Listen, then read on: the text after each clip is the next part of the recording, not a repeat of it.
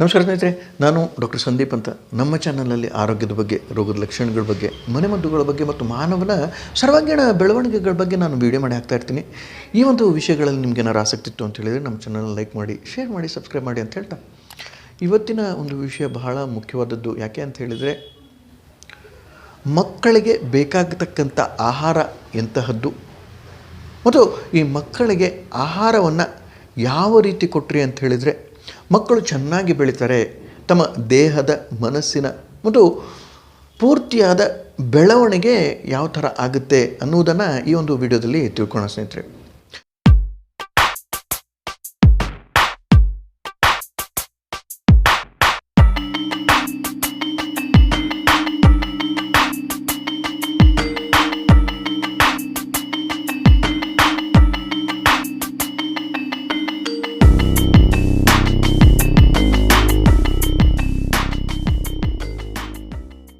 So ಮೊದಲನೇದಾಗಿ ಈ ಮಕ್ಕಳನ್ನು ನಾನು 5 ಭಾಗವಾಗಿ ವಿಂಗಡಿಸಿದ್ದೀನಿ. ಮೊದಲನೇ ಒಂದು ವಿಂಗಡಣೆಯಲ್ಲಿ ಹುಟ್ಟಿದ ಮಗುವಿನಿಂದ 6 ತಿಂಗಳ ಮಗು ಮೊದಲನೇ ಒಂದು ವಿಭಾಗ, ಎರಡನೇ ವಿಭಾಗ 6 ತಿಂಗಳಿನಿಂದ 3 ವರ್ಷದ ಒಂದು ವಿಭಾಗ, 3 ವರ್ಷದಿಂದ 6 ವರ್ಷದ ಒಂದು ವಿಭಾಗ, 6 ವರ್ಷದಿಂದ 10 ವರ್ಷದ ಒಂದು ವಿಭಾಗ, 10 ವರ್ಷದಿಂದ 14 ವರ್ಷದ ಒಂದು ವಿಭಾಗ. ಹೀಗಾಗಿ 5 ವಿಭಾಗಗಳನ್ನು ನಾನು ಮಾಡಿದ್ದೀನಿ ಸ್ನೇಹಿತರೆ. ಸೊ ಹೀಗಾಗಿ ಮೊದಲನೇ ವಿಭಾಗದಲ್ಲಿ ಮಾತಾಡ್ತಾ ಹೋದ್ವಿ ಅಂತ ಹೇಳಿದರೆ, ಹುಟ್ಟಿದ ಮಗುವಿನಿಂದ 6 ತಿಂಗಳದವರೆಗೆ ಮಗುವಿಗೆ ತಾಯಿಯ ಹಾಲನ್ನು ಬಿಟ್ಟು ಏನು ಕೊಡಬಾರ್ದು ಅಂತ ಎಲ್ಲ ಕಡೆಗೂ ಪ್ರಚಾರವಾಗುತ್ತೆ. ಹೊರತಾಗಿ ತಾಯಿ ಶಸ್ತ್ರಚಿಕಿತ್ಸೆಗೆ ಒಳಗಾಗಿ ಹಾಲನ್ನು ಉತ್ಪತ್ತಿ ಮಾಡುವಂತಹ ಒಂದು ಪ್ರಾಕೃತಿಕವಾದ ಒಂದು ಶಕ್ತಿಯನ್ನು ಕ್ಷೀಣಿತವಾಗಿರುತ್ತೆ ತಾಯಿಯಲ್ಲಿ ಸ್ನೇಹಿತರೆ. ಸೊ ಹೀಗಾಗಿ ಶಸ್ತ್ರಚಿಕಿತ್ಸೆಯಿಂದ ಹುಟ್ಟಿದ ಮಕ್ಕಳಿಗೆ ತಾಯಿಯ ಹಾಲು ದೊರಕುವುದು ಸ್ವಲ್ಪ ಕಷ್ಟಕರವಾಗುತ್ತೆ. ಸೊ ಹೀಗಾಗಿ ತಾಯಿಯ ಹಾಲನ್ನು ಕೊಡಿ ಅಂತ ಎಲ್ಲರೂ ಹೇಳ್ತಾರೆ, ಆದರೆ ಶಸ್ತ್ರಚಿಕಿತ್ಸೆಯ ಬಗ್ಗೆ ಯಾರೂ ಮಾತಾಡಲ್ಲ. ಸೊ ಹೀಗಾಗಿ ಶಸ್ತ್ರಚಿಕಿತ್ಸೆಗೆ ಒಳಗಾದಂಥ ತಾಯಿಯರಿಗೆ ಮೊದಲನೆಯ ಮುಖ್ಯ ಪ್ರಶ್ನೆ ಏನಾಗುತ್ತೆ ಅಂತ ಹೇಳಿದರೆ, ಮಗುವಿಗೆ ಆಹಾರ ಕೊಡಲು ಸಬಲರಿರಲ್ಲ. ಸೊ ಇದು ಒಂದು ಪ್ರಶ್ನೆ ಆಯಿತು ಅಂತ ಹೇಳಿದರೆ, ಇನ್ನೂ ಒಂದು ಪ್ರಶ್ನೆ, ಮಗುವಿನ ಆಹಾರಕ್ಕೆ ಹಾಲಿನ ಪುಡಿಯಿಂದ ತಯಾರಿಸಿದ ಹಾಲನ್ನು ಕೊಡಲಿಕ್ಕೆ ಶುರು ಮಾಡಿಬಿಡ್ತಾರೆ. ಸೊ ಹೀಗಾಗಿ ಇಲ್ಲಿಂದನೇ ಶುರುವಾಗುತ್ತೆ ರೋಗಗಳ ಒಂದು ಉತ್ಪತ್ತಿ. ಯಾಕಂತ ಹೇಳಿದರೆ, ತಾಯಿಯ ಹಾಲು ಅಮೃತ, ತಾಯಿಯ ಹಾಲು ಬಹಳಷ್ಟು ಒಳ್ಳೆಯದು. ತಾಯಿಯ ಹಾಲು ರೋಗ ನಿರೋಧಕ ಶಕ್ತಿಯನ್ನು ಕೊಡುತ್ತೆ ಮತ್ತು ಮನಸ್ಥೈರ್ಯವನ್ನು ಕೊಡುತ್ತೆ ಮತ್ತು ದೇಹದ ಸರ್ವಾಂಗೀಣ ಬೆಳವಣಿಗೆಗೆ ತಾಯಿಯ ಹಾಲು ಬಹಳಷ್ಟು ಉಪಯೋಗಕಾರಿ ಅಂತ ಎಲ್ಲ ಸೈಂಟಿಫಿಕ್ ರಿಸರ್ಚ್ಗಳಲ್ಲಿ ಕಂಡುಬಂದಿದೆ. ಆದರೂ ಸಹಿತ ತಾಯಿಯ ಹಾಲನ್ನು ಪ್ರಚಾರದ ಒಂದು ಮಾಧ್ಯಮವನ್ನು ಇಟ್ಕೊಂಡು ಹಾಲಿನ ಪುಡಿಯನ್ನು ಮಗುವಿಗೆ ಕೊಡಿಸ್ತಾ ಇರ್ತಾರೆ.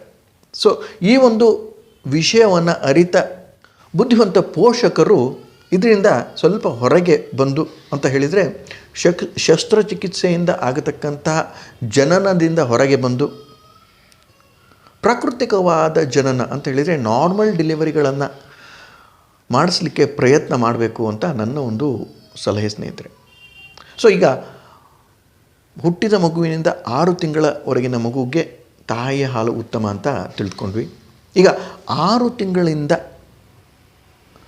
3 ವರ್ಷದವರೆಗೆ ಯಾವ ತರಹದ ಆಹಾರ ಮಗುವಿಗೆ ಕೊಟ್ಟರೆ ಒಳ್ಳೆಯದು ಅನ್ನೋದನ್ನ ತಿಳ್ಕೊಳ್ಳೋಣ. ಮೊದಲನೇದಾಗಿ ಈ 6 ತಿಂಗಳ ಮಗುವಿನಿಂದ 3 ವರ್ಷದ ಮಗುವಿಗೆ ಹಲ್ಲುಗಳು ಬರಲಿಕ್ಕೆ ಶುರುವಾಗುತ್ತೆ ಈ ಒಂದು ಸಮಯದಲ್ಲಿ, ಮತ್ತು ಅದರ ಮಾನಸಿಕ ಚಟುವಟಿಕೆಗಳು ಒಂದೊಂದಾಗಿ ಶುರುವಾಗಿರುತ್ತೆ. ಸೊ ಹೀಗಾಗಿ ಅದಕ್ಕೆ ಬೇಕಾಗತಕ್ಕಂತಹ ಆಹಾರ ಕಣಗಳು ಅಂಥೇಳಿದರೆ,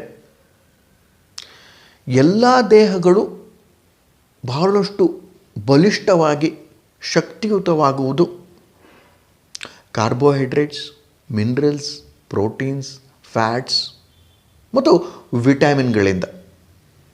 ಸೊ ವಿಟಮಿನ್ಗಳು ಬೇಕೇ ಬೇಕು. ಕಾರ್ಬೋಹೈಡ್ರೇಟ್ಸ್ ಅಂತ ಹೇಳಿದರೆ ಸಕ್ಕರೆ ಅಂಶ ಬೇಕೇ ಬೇಕು. ಫ್ಯಾಟ್ಸ್ ಅಂತ ಹೇಳಿದರೆ ಕೊಬ್ಬಿನ ಅಂಶ ಬೇಕೇ ಬೇಕು. ಮತ್ತು ಪ್ರೋಟೀನ್ಗಳು ಅಂತ ಹೇಳಿದರೆ ನಮ್ಮ ದೇಹದ ವಿವಿಧ ಅಂಗಗಳನ್ನು ರಚನೆಯಾಗಿ ಅದರ ಕಾರ್ಯವೈಖರಿ ಉತ್ತಮವಾಗಲು ಈ ಒಂದು ಪದಾರ್ಥಗಳು ಬೇಕೇ ಬೇಕಾಗುತ್ತೆ ಸ್ನೇಹಿತರೆ. 6 ತಿಂಗಳಿಂದ 14 ವರ್ಷದ ಎಲ್ಲ ಮಕ್ಕಳಿಗೂ ಈ ಎಲ್ಲ ಪದಾರ್ಥಗಳು ಅವರ ಒಂದು ದೇಹದ ಗಾತ್ರದ ಅನುಗುಣವಾಗಿ ಕೊಡಲೇಬೇಕಾಗುತ್ತೆ. ಸೊ ಹೀಗಾಗಿ 6 ತಿಂಗಳಿಂದ 3 ವರ್ಷದ ಮಗುವಿಗೆ ಅದಕ್ಕೆ ಬೇಕಾಗತಕ್ಕಂತಹ ಗಾತ್ರದಲ್ಲಿ ದಿನಂಪ್ರತಿ ಕಾರ್ಬೋಹೈಡ್ರೇಟ್ಸ್, ಮಿನರಲ್ಸ್, ಫ್ಯಾಟ್ಸ್, ಪ್ರೋಟೀನ್ಸ್ ಮತ್ತು ವಿಟಮಿನ್ಸ್ಗಳನ್ನು ಕೊಡ್ತಕ್ಕಂಥ ಆಹಾರ ಕಣಗಳು ಯಾವುವು ಅಂತ ಹೇಳಿದರೆ ಹಣ್ಣುಗಳು, ತರಕಾರಿಗಳು ಮತ್ತು ಬೇಳೆಕಾಳುಗಳು. ಸೊ ಇದಿಷ್ಟನ್ನು ಸರಿಯಾದ ಪ್ರಮಾಣದಲ್ಲಿ ಮಕ್ಕಳಿಗೆ ಎಷ್ಟು ಅವು ತಿಂತವೆ ಅದರಷ್ಟು ಕೊಟ್ಟರೆ ಒಳ್ಳೆಯದು ಅಂತ ನನಗೆ ತಿಳಿಸ್ತಾ ಇದ್ದೀನಿ ಸ್ನೇಹಿತರೆ. ಸೊ ಹೀಗಾಗಿ 6 ತಿಂಗಳಿಂದ 3 ವರ್ಷದ ಒಳಗಿನ ಮಕ್ಕಳಿಗೆ ಇದಿಷ್ಟು ಆಹಾರ ಕಣಗಳನ್ನು ಕೊಟ್ಟರೆ ಒಳ್ಳೆಯದು ಅಂತ ಹೇಳ್ತಾ ಇದ್ದೀನಿ. ಸೊ 6 ತಿಂಗಳಿಂದ 3 ವರ್ಷದ ಮಗುವಿಗೆ ಅದಕ್ಕೆ ಬೇಕಾಗತಕ್ಕಂತಹ ಆಹಾರ ದೇಹದ ಗಾತ್ರದ ಮೇಲೆ ನಿರ್ಧಾರವಾಗುತ್ತೆ, ಅದು ಎಷ್ಟು ತಿನ್ನುತ್ತೆ ಅನ್ನೋದ್ರ ಮೇಲೆ ನಿರ್ಧಾರವಾಗುತ್ತೆ. ಸೊ ಹೀಗಾಗಿ ಒಂದೊಂದನ್ನು ಸರಿಯಾಗಿ ಅದರ ಒಂದು ದಿನಚರಿಯಲ್ಲಿ ಅಳವಡಿಸಿ ದಿನಕ್ಕೆ 1 ಆಹಾರ ಅಥವಾ ದಿನಕ್ಕೆ 2 ಆಹಾರಗಳನ್ನು ಅದಕ್ಕೆ ಮಗುವಿಗೆ ಕೊಟ್ಟು ಅದರ ಒಂದು ಹಸಿವನ್ನು ಇಂಗಿಸುವ ಒಂದು ಪ್ರಯತ್ನ ಮಾಡಿದ್ದೇ ಆಯಿತು ಅಂತ ಹೇಳಿದರೆ ದೇಹ ಬಲಿಷ್ಠವಾಗಿ ಬೆಳೆಯುತ್ತೆ ಅಂತ ನನಗೆ ತಿಳಿಸ್ತಾ ಇದ್ದೀನಿ ಸ್ನೇಹಿತರೆ. 3 ವರ್ಷದಿಂದ 6 ವರ್ಷದ ಮಕ್ಕಳಿಗೆ ಹಲ್ಲುಗಳು ಆಗಲೇ ಬಂದುಬಿಟ್ಟಿರುತ್ತೆ, ಹಾಲು ಹಲ್ಲುಗಳು ಅಂತಲೂ ನಾವು ಹೇಳ್ತೀವಿ. ಸೊ ಹಾಲು ಹಲ್ಲುಗಳು ಬಂದ ಮಕ್ಕಳಿಗೆ ನೀವು ಹಸಿ ತರಕಾರಿ, ಬೇಳೆಕಾಳುಗಳು, ಮೊಳಕೆ ಬರಿಸಿದ ಕಾಳುಗಳು ಮತ್ತು ಬೆಣ್ಣೆ, ಮೊಸರು, ತುಪ್ಪ ಎಲ್ಲವನ್ನು ಕೊಟ್ಟರೆ ತುಂಬ ಒಳ್ಳೆಯದು ಅಂತ ನನಗೆ ಹೇಳ್ತಾ ಇದ್ದೀನಿ ಸ್ನೇಹಿತರೆ. ಇನ್ನೂ ಒಂದು ವಿಷಯ ಗಮನ ಹರಿಸಬೇಕಾದ್ದು ಅಂತ ಹೇಳಿದರೆ 6 ತಿಂಗಳ ಒಳಗೆ ಹಾಲನ್ನು ಕೊಟ್ಟರೆ ತುಂಬ ಒಳ್ಳೆಯದು.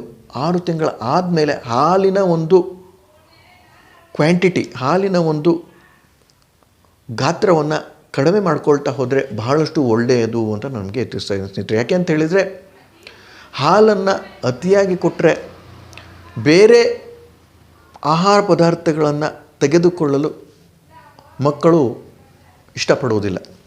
ಸೊ ಈಗ ಸ್ವಲ್ಪ ಹಾಲನ್ನು ಕಡಿಮೆ ಮಾಡ್ತಾ ಆಹಾರವನ್ನು ಅದರ ಸಮದೂಗುವ ಹಾಗೆ ಮಾಡಿದರೆ ಒಳ್ಳೆಯದು ಅಂತ ನನಗೆ ತಿಳಿಸ್ತಾ ಇದ್ದೀನಿ ಸ್ನೇಹಿತರೆ. ಸೊ 3 ವರ್ಷದಿಂದ 6 ವರ್ಷದ ಮಕ್ಕಳಿಗೆ ಹಾಲನ್ನು ಪೂರ್ತಿಯಾಗಿ ಬಿಡಿಸಿ ಈ ಆಹಾರವನ್ನು ಮನೆಯಲ್ಲಿ ತಯಾರಿಸ್ತಕ್ಕಂಥ ಆಹಾರವನ್ನು ದಿನಂಪ್ರತಿ ಕೊಟ್ಟಿದ್ದರೆ ಒಳ್ಳೆಯದು ಅಂತ ನನಗೆ ತಿಳಿಸ್ತಾ ಇದ್ದೀನಿ ಸ್ನೇಹಿತರೆ. ಮತ್ತು ಆಹಾರದ ಒಟ್ಟಿಗೆ ಹಸಿ ತರಕಾರಿ ಮತ್ತು ಹಣ್ಣುಗಳನ್ನು ದಿನನಿತ್ಯದ ಒಂದು ದಿನಚರಿಯಲ್ಲಿ ಇಟ್ಟರೆ ತುಂಬ ಒಳ್ಳೆಯದು ಅಂತ ನನಗೆ ತಿಳಿಸ್ತಾ ಇದ್ದೀನಿ ಸ್ನೇಹಿತರೆ.